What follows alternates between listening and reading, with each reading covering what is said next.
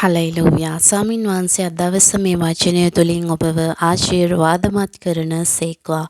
යෝනා පළවෙනි පරිච්ඡේදයේ සිට 17 වන පදය වෙනකන් අපි කියවා බැලුවොත් එහි සඳහන් වෙනවා යෝනා කියන දෙවියන් වහන්සේගේ සේවකයා යෝනාට දෙවියන් වහන්සේ කියනවා මේ නිනිවේ නම් වූ මහත් නුවරට ගොස් උන්වහන්සේ කියන වචනය දේශනා කරපන්ය. ඔව් මෙන්න මෙතනදී යෝනා දෙවියන් වහන්සේ කියූ දේ කරන්නට බයපත් වෙනවා. බය වෙන මොහොතේ ඔහු ගන්න තීරණය කුමක්ද? ඔහු එම රටින් පලා යන්නට කියලා නැවකට ගොඩ වෙලා ඊට ගාස්තුව ගෙවලා නැව තුලින් වෙනත් රටකට ගමන් කරන්නට යනවා. මෙන්න මේ මොහොතේදී ඉතාමත් කුණාටුවක් පැමිණෙනවා. ඉතින් මේ කුණාටුව පැමිණෙන මොහොතේදී මිනිස්සු දන්නවා මේට හේතුව කුමක්ද? ඒ නැව තුල හිටපු මනුෂ්‍යයන්.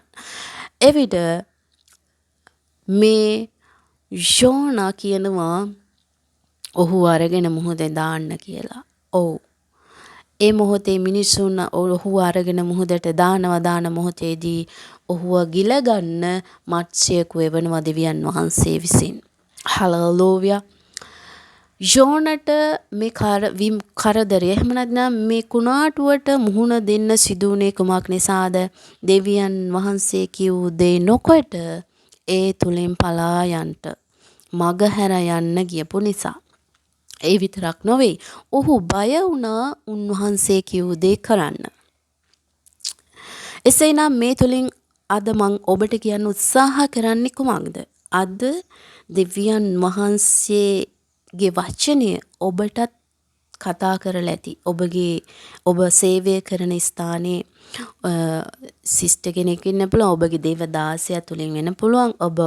ඔබ බයිබලයේ එමනම් කියවන විට ඔබට උන්වහන්සේගේ වචනය ඔබට උන්වහන්සේ යාඥා කරන මොහොතේ ඔබ යාඥා කරන මොහොතේ දෙවියන් වහන්සේ ඔබට කතා කරලා මේ දේ කරන්න කියලා ඔබට කියලා ඇති.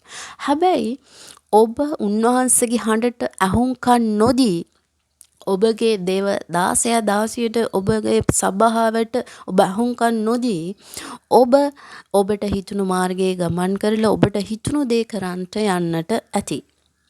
ඔබ අන්නේ මොහොතේ අද ඔබ මොහොතක් කල්පනා කරලා බලන්න ඔබේ දැස වසාගෙන ඔබ එවැනි තත්වයක එවැනි මාර්ගයක ගමන් කර තිබෙනවද? ඉන්පසුව ඔබ මුණ දුන්නු විපත්තිය කුමක්ද? ඔව් කරදරය කුමක්ද? ඔව් ඇත්තටම අත්දැකීම් බහුලව තිබෙන මම කල්පනා කර බැලුවොත් මගේ ජීවිතයේ අත්දැකීම් බහුලව තිබෙනවා. හැබැයි මේ අපි බයිබලයේ දෙස බැලුවොත් මගේ අත්දැකීම් එක්ක නෙවෙයි මම කතා කරන්නේ. මේ බයිබලයේ දෙස බැලුවොතින් බයිබලයේ සඳහන් වෙනවා යෝනා මුහුණ දුන්නේ විශාල කුණාටුවකට. හැබැයි යෝනව ගිලගන්න මත්ස්‍යා වෙන මොහොතේ මත්ස්‍යාගේ බඩ ඇතුළේ ඉද්දි ඔහු නැවත පසුතැවිලි වෙලා යාඥා කරන මොහොතේදී දෙවියන් වහන්සේ ඔහුව නැවත එම මත්ස්‍යාගේ බඩින් එළියට ගන්නවා. ඔව් ස්වාමින් වහන්සේගේ දේ නොකොට අපි ගමන් කරන මොහොතේ අපිට කැමති මාර්ගයේ අපි ගමන් ගන්න උත්සාහ කරන මොහොතේදී අපේ මාර්ග අවහිර වෙනවා. ඔව් ඒ අවහිරතාවය ඔබ හිතන්න එපා ඒක යක්ෂයා කරනවා කියලා. නෑ අපිට දෙවියන් වහන්සේ කරන්න කිව්ව දේ අපි කරන්නේ නැතිනම් අපි ඒක කරන්න උත්සාහ කරන්නේ නැත්නම් අපිට හොඳයි කියලා අපි බියපත් වෙලා එහෙම නැතිනම් පලා යන්න උත්සාහ කරනවා නම් අපිට මේ මාර්ගය හරස් කරන්නේ දෙවියන් වහන්සේ. ඇයි අපිට නපුරක් කරන්නද? නැහැ. අපේ යහපතට අපේ මනස හරිම ස්ථානියට ගෙනෙන්නයි. කුමක් නිසාද?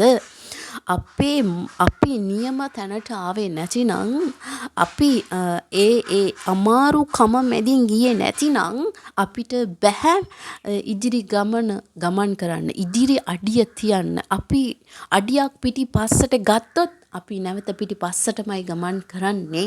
ඔව් අපි අඩියක් ඉස්සරහට අරගෙන නැවත තව අඩියක් පිටිපස්සට ගත්තත් අපි පිටිපස්සට ගමන් කරනවා. හැබැයි අපි අඩියෙන් අඩිය ඉස්සරහට තියලා යනවා නම් අපි ඉදිරියට ගමන් කරන එම නිසා ස්වාමින් වහන්සේගේ හඬට ඇහුම්කන් දෙන්න උන්වහන්සේ කියන්නේ කුමක්ද ඒ දේ කරන්ට ඔබට හිතුන මාර්ගයේ ගිහිල්ලා ඔබට කරදරය පීඩාව පැමිණෙන විට ඔබ දෙවියන් වහන්සේ සොයාගෙන ඇවිල්ලා ස්වාමිනී මට සමා වෙන්න ස්වාමිනී මට ඔබට පිටුපාල ඔබ වහන්සේගේ හඬට අහුම්කන් නොදී ඔබගේ දේව දාසයා තුලින් දාසිය තුලින් කතා කරපු දෙයට අහුම්කන් නොදී මම මේ දේ කරපු නිසා ඒ ඔබගේ වචනය ඔබ සභාව තුලින් මට මඟ පෙන්වූ නිසා ඔබගේ වචනයට අහුම්කන් නොදී මම මේ ගමන් කරපු නිසා මට මේ දේ සිදු වුණා. ඔව් ඔබට පුළුවන් පසුතැවිලි වෙන්න අද දවසේ ඔබගේ දේව දාසයා දාසිය දෙවියන් වහන්සේට සේවය කරන ඒ ඔබගේ දේව දාසයා දාසිය තුලින් ඔබට වචනය පැමිණෙන්නට ඇති. ස්වාමින් වහන්සේ ඔබට මේ දේ කරන්න කිව්වා මේ දේ කරන්න කියලා. අද ඔබ දේ මග ඇරලා ඉන්නව වෙන්න පුළුවන්. එවිට ඔබට පැමිණෙන්න යන්නා වූ කුණාටු ගැන කරදරය විපත්තිය ගැන ඔබ දන්න.